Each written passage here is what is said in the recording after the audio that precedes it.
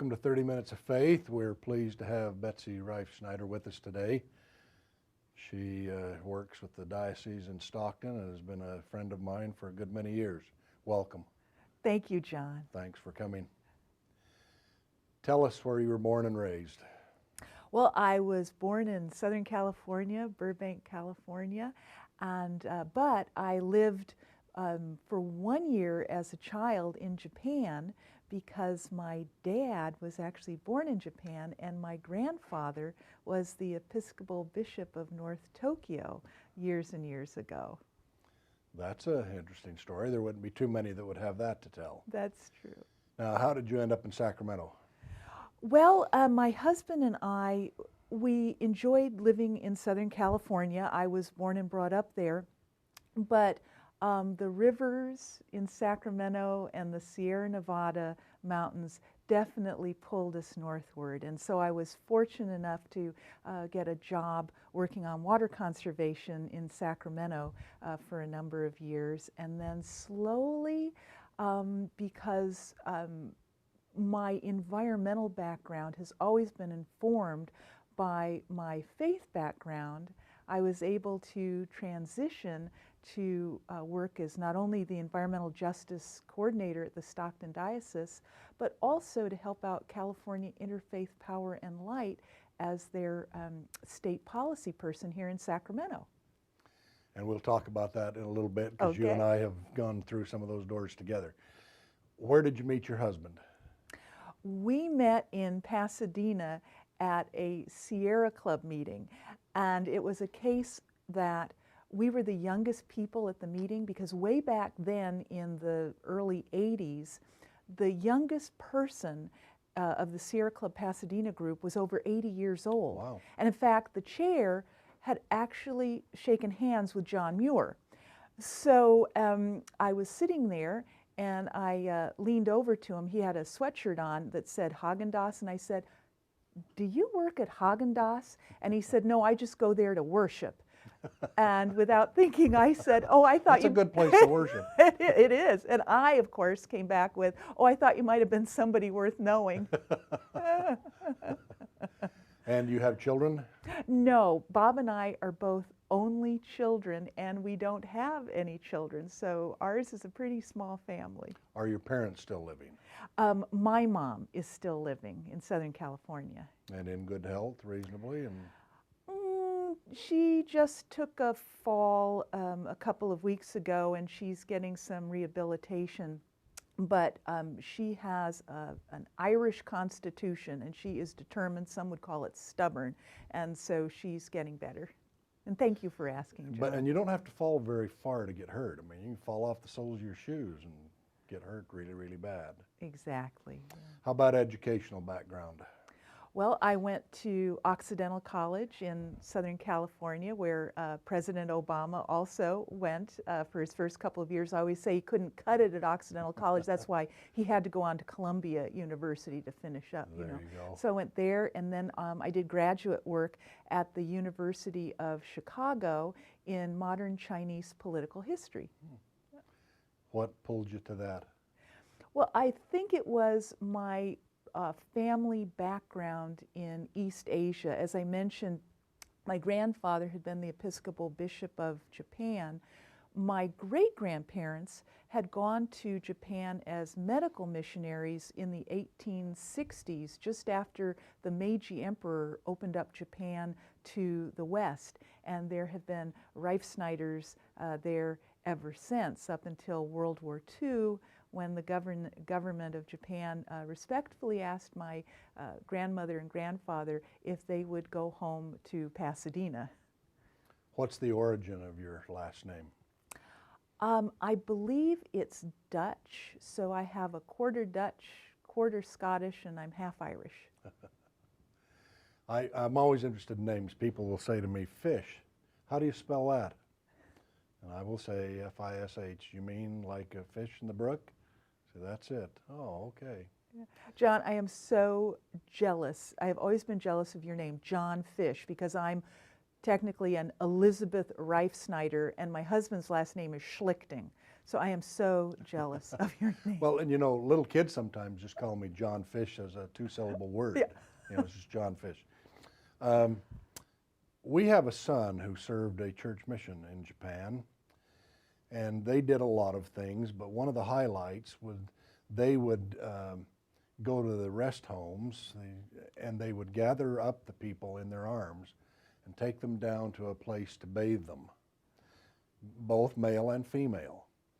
And that taught humility and compassion and just decency and goodness.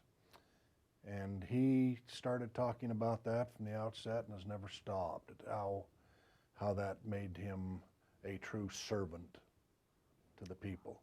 That was a wonderful thing. Also have a son who did a mission in Holland and speaks Dutch and enjoys a whole bunch of that. Now, let's talk about our Light and Power backing. You and I started together there a decade ago. How has that graduated from when we first started? California Interfaith Power and Light has grown from when you and I were at our meetings. There's now, I think, 530 congregations throughout California that are members of CIPL, as it's called. And they have more and more programs going on, practical ways that congregations can get involved. In fact, the weekend of Valentine's Day, they're having a national preach-in, and they have all these resources for any congregation, be it a pastor, leaders, members of Green Team, who want to preach at their congregations around care for creation and our responsibility to care for it. And they're going to have sample sermons in from various faith perspectives, and even Valentine's Day cards that people can fill out and send to their legislators. They also have something now called Cool Congregations, which will help people and congregations reduce their carbon footprints and be more energy efficient and save money. And then I keep hoping we can get you, John, to come to the CIPL annual Clergy Lobby Day that we have right here in Sacramento, where we have an opportunity to go and visit all the legislators and explain why we care about clean air and climate change issues and how it affects poor and vulnerable people. I will try to do that because I believe in that. When you were talking creation a minute ago, and you and I chatted a few minutes earlier about us being in Antarctica, the ship we were on had a couple of Zodiacs full of researchers come out from one of the research stations and get on the ship and then take us through some classes and some learning things.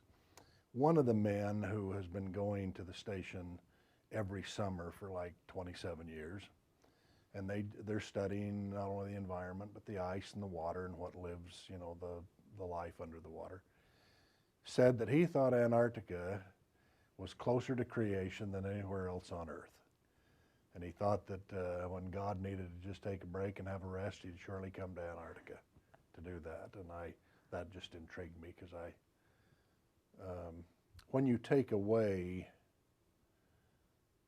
the distractions of the world and go to a place where there isn't, and we can do that even in our houses of worship. But when you can do it on as grand a scale as Antarctica, you get a really clear look at creation and purity and devoutness and devotion in its finest form. Well, I know when I used to do a lot of mountain climbing and backpacking, and it was on top of those mountains that I felt closest to God. And you're right, there's a purity, a quiet, a simplicity about it that how can you not be filled up with the divine when you're in places like that? Well said. Now, you and I bumped into each other at St. Francis. Do you worship at St. Francis? I do. I've been a member of St. Francis of Assisi Parish for years and years and years.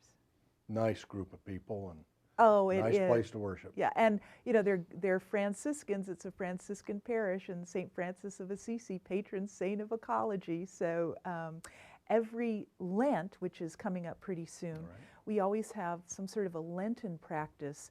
Our first one was a carbon fast, trying to help all of our parishioners learn how to use less energy and walk more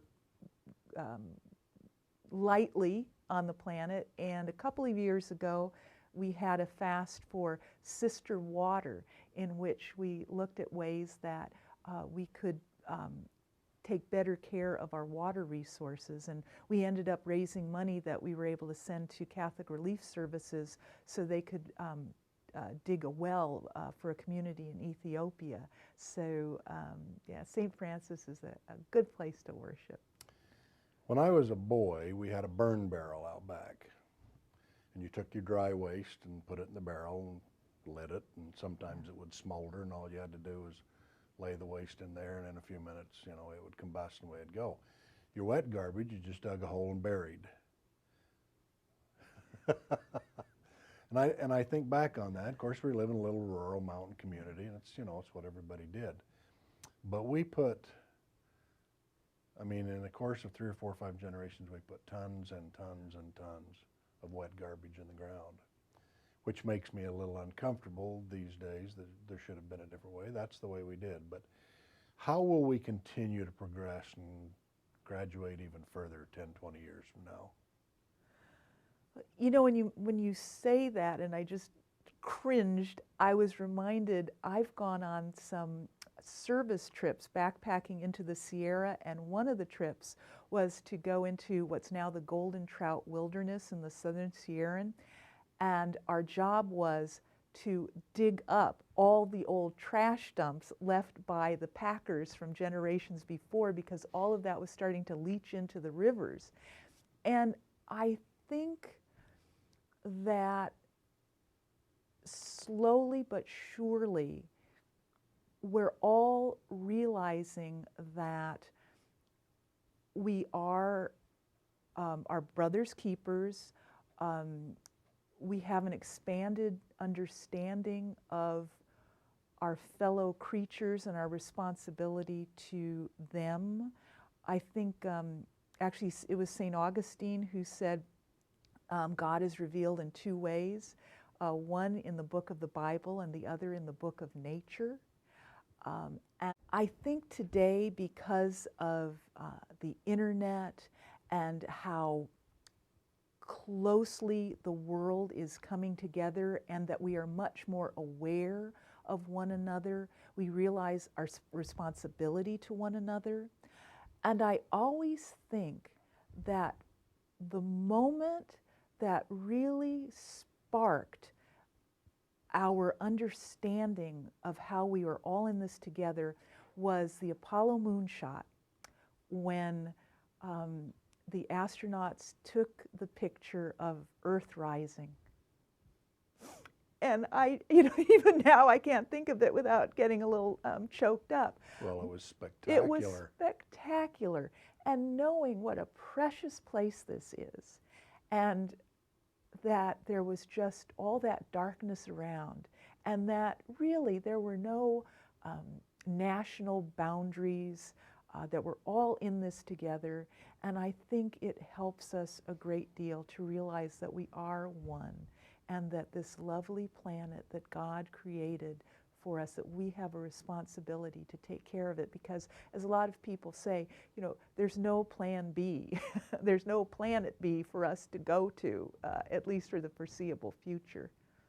You know, as a child, you know, in my childhood, we could have tossed the gum wrapper out of the window and, you know, big deal. These days, that's kind of offensive to us, and we don't want to do that. We don't want our children, our grandchildren to do that. But in a town called Punta Arenas in southern Chile, which is at the very base of the Andes and sort of the end of the fjords, we saw people just, I mean, we were eating ice cream cones and wrappers, and when the people got done, they just chucked them on the street. But the wind blows down there every day, and it blows everything into the water, you know, into the ocean. And I couldn't help but think about the big circle of garbage out in the Atlantic, you know, that we read a lot about. And I thought to myself, will that one ice cream wrapper I just saw her throw down end up there, hoping that it wouldn't.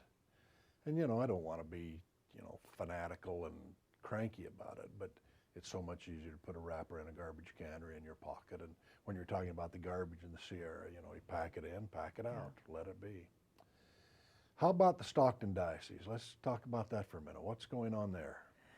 Well, the Stockton Diocese, actually Bishop Blair, who is the Bishop of Stockton, he started our environmental justice project by saying to respect life, you have to respect the envelope of life, the earth on which all life depends. And from that, we have been working. We have a little environmental justice kitchen cabinet that I call it, and it's made up of parish leaders from throughout the 6 counties that make up the Stockton Diocese. The diocese is not just in Stockton, it's San Joaquin, Stanislaus, Tuolumne, Calaveras, Alpine, and Mono County over in the Eastern Sierra. So it's quite a big diocese. And we started out by trying to figure out what would be our one big issue we wanted to work on. And we decided to start with air because we figured we were all victims of air pollution. The Central Valley has some of the worst air quality and asthma problems in California and the nation. And we also are all perpetrators of it. We all cause the air pollution, so we couldn't scapegoat anyone. So around that, we've had some very interesting educational workshops to help people understand what air pollution is, what climate change is, and how they can play a part in reducing the effects. We just had a wonderful symposium in November called Faith, Food, and Farming, at which we had local farmers, young farmers who are learning new ways of providing food for their communities, especially in underserved areas where there aren't even any grocery stores. We have this great battery recycling program, so people bring their batteries to church every Sunday and then they're properly disposed of. That's a good idea. It is, because I didn't know, but it is illegal to throw your batteries away in the trash. That's actually illegal in California, but what do you do with them? And sometimes people know where they can throw them away, but this way you just bring it to church. You bring an envelope to put in the collection basket, why not a battery to put in the recycle basket? So we're doing that. Every year we always choose 1 or 2 pieces of environmental legislation that we want to come to Sacramento and lobby for, and it's always around air quality and the effects on poor people. So that's just some of what that sounds like a really, really good work. Bishop Blair, by the way, is a delightful personality, a really fine man. I've rubbed shoulders with him several times. He's a really, really fine man. He is, and he just gave the keynote address at something called, I think it was Sacred Air. It was an interfaith convocation in Louisville, Kentucky. And he gave the talk on good air, good sense. And he talked about how we do have a responsibility to do all we can to clean up air pollution. And what I loved about him, here is a Roman Catholic bishop who starts his talk around the importance of ruach, or the feminine, divine aspect of God as the breath of life, the spirit of life and air. So, as you can see, I'm a big fan too. He's a really fine man. If we keep moving forward, even if it's slow, can we get to that point where 2 or 3 more generations from now they will look back at us and just say, oh, they were dinosaurs and they didn't know what they were doing, and here we finally reached this? Or is this 10 generations from now as far as making the world what it really needs to be? Well, because we're people of faith, John, we always have faith that, yes, Right. indeed, we have faith and we have hope, and we certainly try to profess it through love. I would say that it will be just maybe 1 or 2 generations, because the younger people obviously get it. It's we older dinosaurs in the pews who have to be convinced. Children and young people are already there. And I think as we start seeing the effects of climate change more and more, people will realize that this is indeed happening. Right now it is indeed happening, but it's largely in countries where the people are poor. They're not the ones who have caused the big problems we're seeing with climate change, but they're the first, they'd say the poor receive the effects of climate change the first and the worst. But slowly, I think, as more and more of us understand that spring is coming earlier, that we're having hotter summers, heat waves, wildfires, drought, I think slowly we'll come to understand that. And the fact that by being good stewards of the earth, we can also save money by being energy efficient and saving money. I think there'll also be that rather selfish reason to do it as well. I'm going to ask you to play God for a minute. If he walked in the room and just said, you know what, there's a couple of simple things here we can do, what do you think those would be? Well, if God walked in right now, I think she might say that do not judge others, but see what you yourself can start doing and being a good example. And then realizing that every single thing that I have created, from the tiniest insect or microorganism all the way to the giraffes and the horses and people and whatever, I have created them for a purpose. I love them. They have intrinsic value just because I created them. And you, my wonderful human beings, have a responsibility to treat them as I treat them.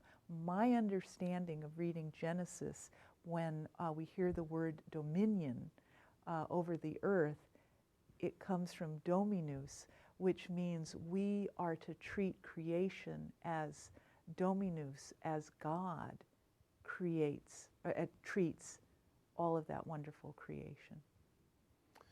And, you know, creation for many was a long time ago, but creation continues every day in so many forms and so many different things. Do you think California can lead? Will they reach a point where they're just stagnant? How will California do? California has always been leading in this area, and that's one reason why I think we're so lucky to be here. But just last week, the Air Resources Board passed the Clean Cars Standards, which is going to be the standard for the rest of the country. We're the first to actually have regulations around climate change. And we were the first to have catalytic converters. As somebody who grew up in Southern California, I remember how smoggy it was. I grew up at the base of the San Gabriel Mountains, and I couldn't even see the mountains. And it is so much cleaner, even in Southern California, because we got the lead out of gas. Who did that first? California. And with all the ups and downs California has been through, it still is such a wonderful, unique, golden state. And we have such a diverse population and a diverse environment that we can't help but come up with great ideas that start here, that get poo-pooed oftentimes in the rest of the nation, but eventually the rest of the country catches up with us. Now, let's change gears for a sec. What do you do with your spare time and for fun and relaxation and recreation? What's driving you these days? Well, my husband and I are both in book clubs, and we love doing that. and then we enjoy hiking. And this coming autumn, we're trying to get in shape so that we can walk across England, do the coast-to-coast walk, and dip our boots in the Irish Sea, and then walk across and dip our boots in the North Sea. Thank you, John. And so we're going from west to east rather than from north to south. We're taking the shortest route across England that we can. And that will follow Hadrian's Wall at some point through there? Yes, it will, and it sounds like we only have to take day packs, and then our gear will be trucked from B&B to B&B, and we're going to have local people walk with us every day so we can learn more about it. Hadrian's Wall, some of the ancient sites that are there, the birds, the flowers. It's a beautiful place. It's a really, really pretty world. Going back for a minute when you were a girl, did you think you would be where you are today when you were little? I didn't. I started out thinking that I would be a paleontologist, and then when I got to college, because I was taking Japanese and Chinese language, I thought I was going to be in the Foreign Service. And instead, you know, God must have spoken, and it was the environment that spoke to me, and I've been doing it for the last 30 years. And have you enjoyed it? I have enjoyed it thoroughly, and I know I'm doing what I'm supposed to be doing. Oh, good for you. I wish everybody could say that. Now, in a perfect world, if you could push a button or wave a wand to correct something immediately, what would that be? I would get people from stop using bottled water and start using tap water, and making sure that they're not throwing away those horrible bottles that end up in the landfills. That's the Good one thing. answer. Thank you. Plastic is hard to work with, and yet easily accessible. Thanks so much for taking time to come and visit with us. It's nice to visit with you. Always good to see you. Oh, it's a pleasure, John. Thank you.